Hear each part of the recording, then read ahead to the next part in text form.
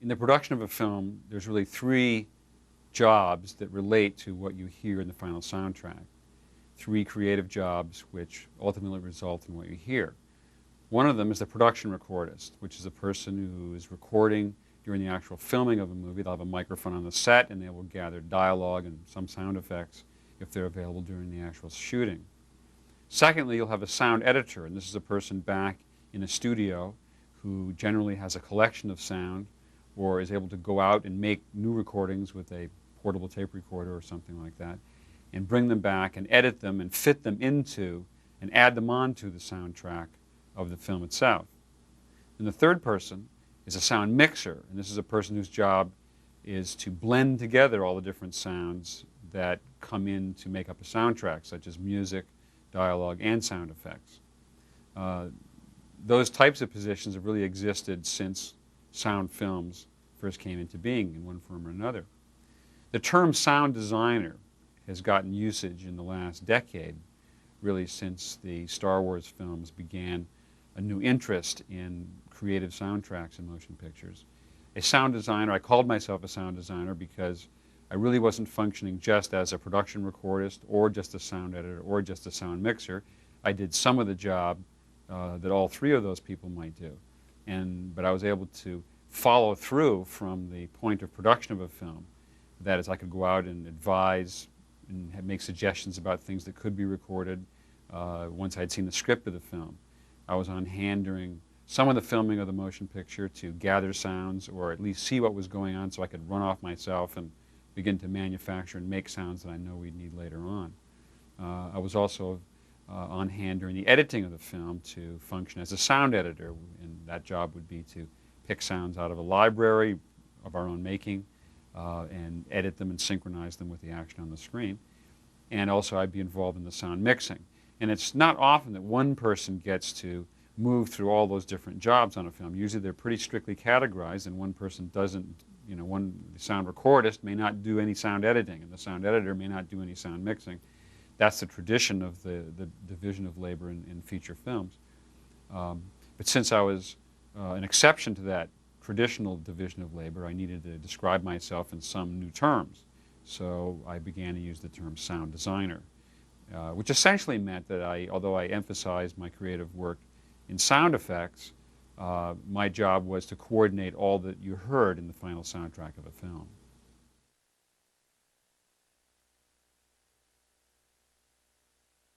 A film such as Star Wars, the soundtrack is completely fabricated in the studio. Probably on the average 15 or 20% of the dialogue which is in the final film was originally recorded on the set during the performance by the actors.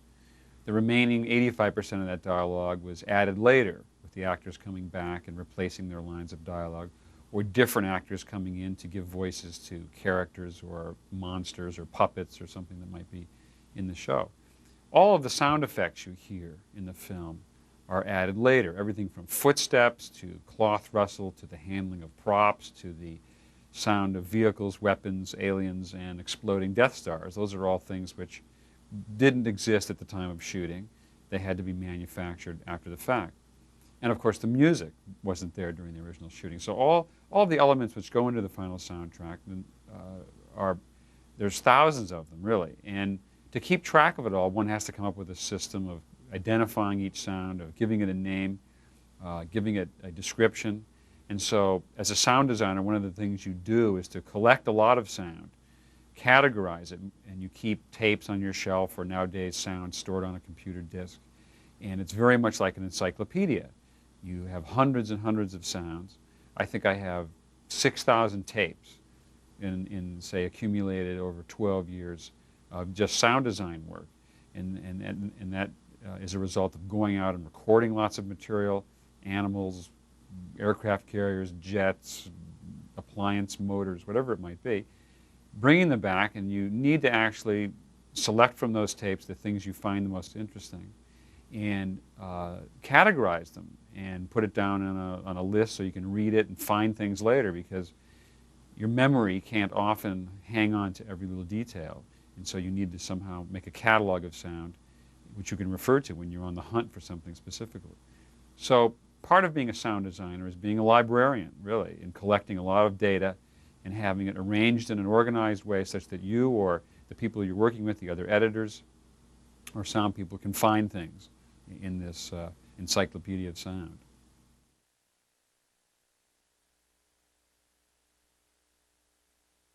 When I did Star Wars, it was the very beginning of my career, and I had a lot to learn.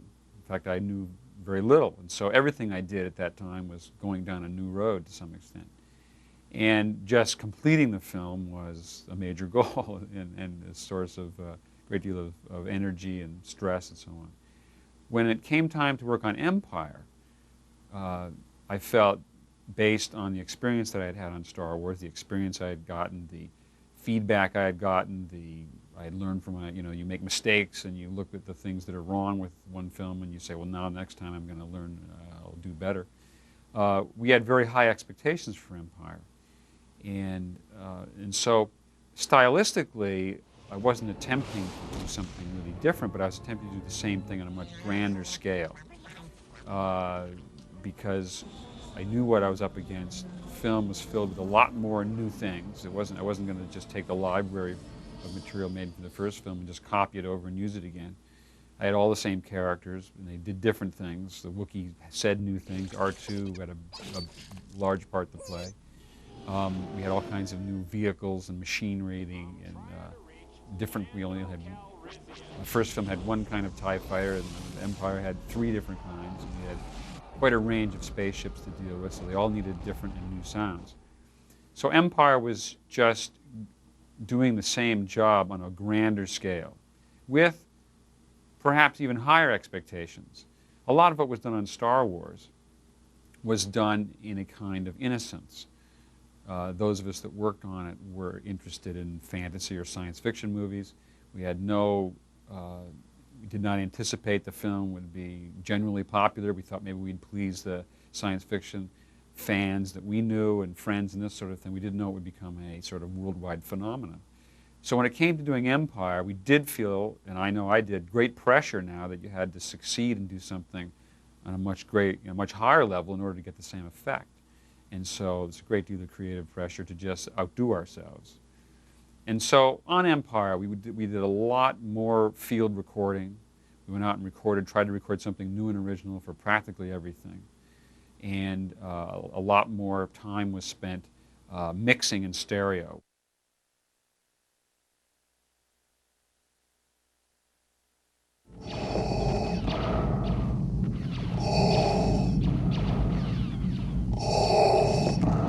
The concept for the sound of Darth Vader came about from the first film, and the script described him as some kind of a strange dark being who was in some kind of life support system, that he was breathing strange, that maybe you heard sounds of mechanics or motors.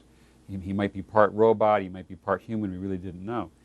And so the original concept I had of Darth Vader was a very noise-producing individual. He came into a scene, he was breathing like some wheezing windmill. You could hear his heart beating. He moved his head, you heard motors turning, and he was almost like some kind of a robot in some sense. And he made so much noise that we had to sort of cut back on that concept. In the first experimental mixes we did in Star Wars, he sounded like an operating room, like an emergency room, moving around.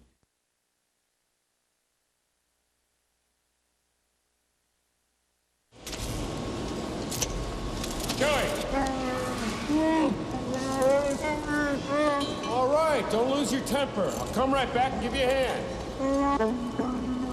Chewie was actually the first voice that I was hired to work on back when Star Wars was just in the script stage. They knew they had this character named Chewbacca who was going to have to act and appear in scenes with the other actors. And the question was, what would he sound like? He's not going to speak English. He's going to speak some sort of alien animal type of voice. It's supposed to be an intelligent language, but not English and not German, not French, not something we'd really recognize. It had to be something made out of animal sound. In one of the first meetings I had with George Lucas, we talked this over, and he said something about, well, maybe bears would sound good. He had heard some recording maybe somewhere of bears growling and making vocalizations. Didn't say where that was, but he said that'd be one of the things you might look into, and we had a list of different animals to go out and record. So in the sort of year I spent recording preliminary sounds for Star Wars, I collected lots of bear sounds, as well as walruses and lions and badgers and sick animals and, you know, domestic and all sorts of things. And out of all these recordings, you could extract little bits of sound, little grunts and moans and ughs and args and purring sounds, whatever it might be. And I collected, put all in one tape, essentially, all these sounds which I thought had emotional feelings associated with them. You play this sound, it sounded affectionate. You played this other sound, it sounded angry. And in that manner, I kind of had these categories of little sounds that each had an emotional tone associated with it. So I began cutting those together to try to get a sense of speech out of Chewie, and to also get something that would work well with the way his mouth moved. He didn't have articulated lips. He could basically open and close his mouth. So you also needed to create a sound which would be believable as coming from a mouth which was operating like his did. And through a great deal of trial and error, came up with a voice for Chewbacca in that fashion. So it's a voice which is manufactured completely out of animal sounds, principally bears, and synchronized with the performance that's shot during filming.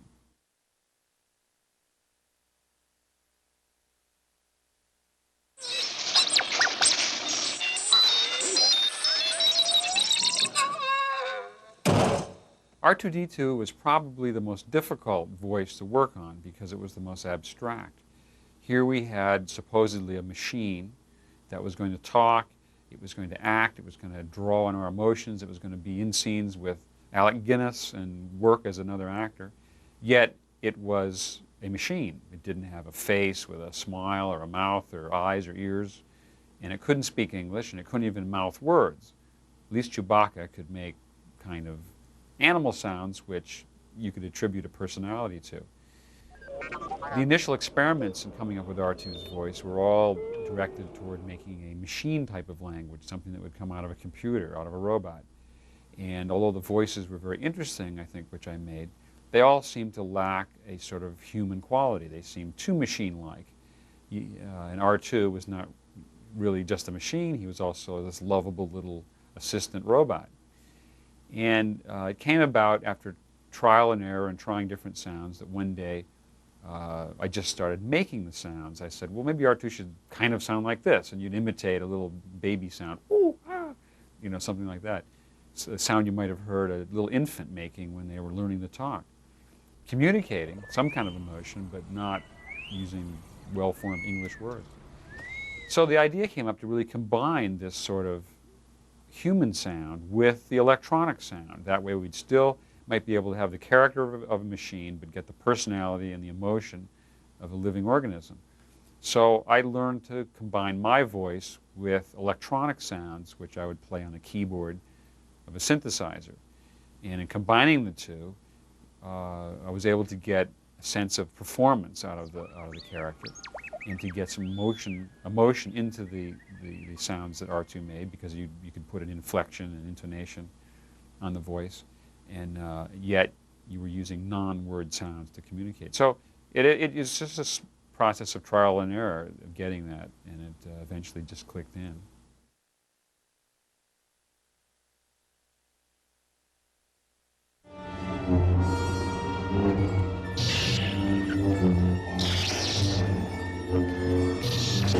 The lightsabres are one of my favorite sounds, and in fact it was the very first sound I made for the whole series. For some reason, after I read the script, even though my assignment was first to find a voice for Chewbacca and then a voice for R2, and then, well, maybe come up with some sounds for laser guns and other things, the lightsaber fascinated me. At that time, when the script had first come out, they had some paintings that Ralph McQuarrie had done, so that there were some concepts visually of what some of these things would look like. And those pictures were very inspiring because they gave an idea of the direction we were trying to go in the look of the film, and it was inspiring to me to therefore think up sounds that might fit that kind of visual style. And I could kind of hear the sound in my head of the lightsabers, even though it was just a painting of a lightsaber. I could really just sort of hear the sound. I think maybe somewhere in my subconscious I had seen a lightsaber before. And I went to, at that time I was still a graduate student at USC, and I was a projectionist, and we had a projection booth with some very, very old simplex projectors in them. And they had an interlock motor which connected them to the system, which when they just sat there and idled made a wonderful humming sound, and it would slowly change in pitch, and it would beat against another motor. There were two motors, and they would harmonize with each other. And it was kind of that inspiration. That sound was the inspiration for the lightsaber, and I went and recorded that sound. But it wasn't quite enough. It was just a humming sound. What was missing was kind of a buzzy, sparkling sound, the scintillating element which I was looking for. And that I found one day by accident. I was carrying a microphone across the room between recording. I was recording something over here, and I walked over here with the microphone, passed by a television set which was on the floor, which was on at the time, without the sound turned up, but the microphone passed right behind the picture tube, and as it did, this particular microphone produced an unusual hum. It picked up transmission from the television set, and a signal was induced into its sound reproducing mechanism. And that was a great buzz, actually. So I took that buzz, recorded it, and combined it with the projector motor sound, and that, the 50-50 kind of combination of those two sounds became the basic lightsaber tone, which was then, once we had established this tone of the lightsaber, of course you had to get the sense of the lightsaber moving, because characters would carry it around, they'd whip it through the air, they would, of course, thrust and slash at each other in fights. And to achieve this additional sense of movement, I played the sound over a speaker in a room, just the humming sound, the humming and buzzing combined as an endless sound, and then took another microphone and waved it around in the air next to that speaker so that it would come close to the speaker and go away. You could whip it by. And what happens when you do that by recording with a moving microphone is you get a Doppler shift, you get a pitch shift in the sound, and therefore you can produce a very authentic facsimile of a moving sound, and therefore it gave the lightsaber a sense of movement, and it worked well on screen at that point.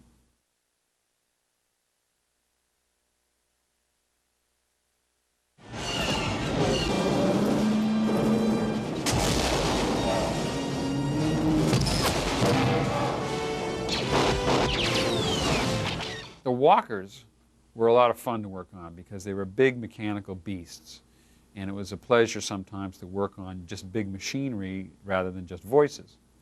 And we knew the walkers were big and they were heavy and they were lumbering about, and because they were animated they had a certain rhythmic walk to them, and so the objective was to come up with a sound for the walkers to give them a real sense of mass and weight. After all, they were miniatures and they were being animated, and one of the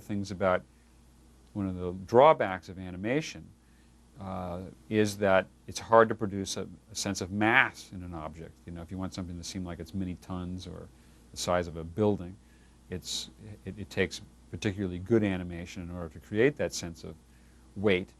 But we can help that along a great deal with the proper sound. So the walker was made up of different elements. It had motors, and it had metal clunks, and it had a weapon sound.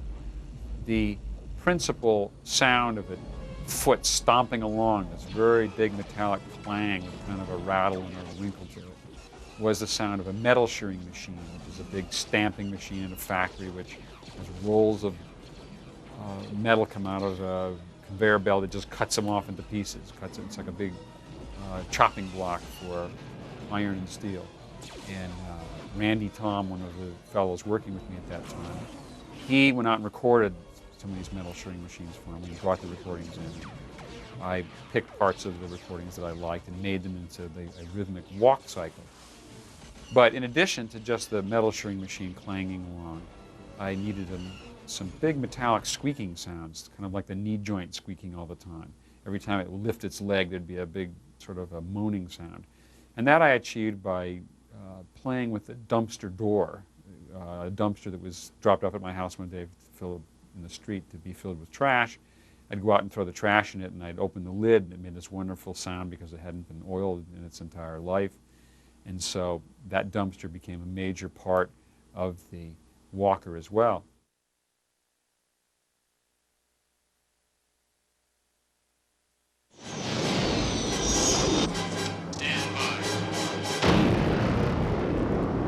The sound of explosions has always been a great passion for me. And so when it came to battle scenes or the destruction of the Death Star or anything of that sort, I always got into it quite seriously and spent a lot of time recording explosions and weapons and trying to figure out ways to record them to get the maximum visceral effect out of the event. Real explosions are very difficult to record because they're so loud, and quite often they're so sudden, short in duration of sound, that a normal recording system doesn't get something that's very interesting. It gets a big clap or a big pop or something of that sort. If you listen to explosions often on the news, things recorded in actual warfare, sometimes it doesn't seem to have quite the body and the tone range that you are used to hearing in motion pictures. I went out and did a lot of recording of explosions. I went to White Sands Missile Range to record missiles and rockets taking off and impacting and air-to-air interceptions. I went to many military bases and recorded tanks shooting and artillery. I got myself in a situation once where I was being bombarded by howitzers from about 5 miles away, and I was in a trench and they were dropping shells 500 feet out in front of me where my microphones were.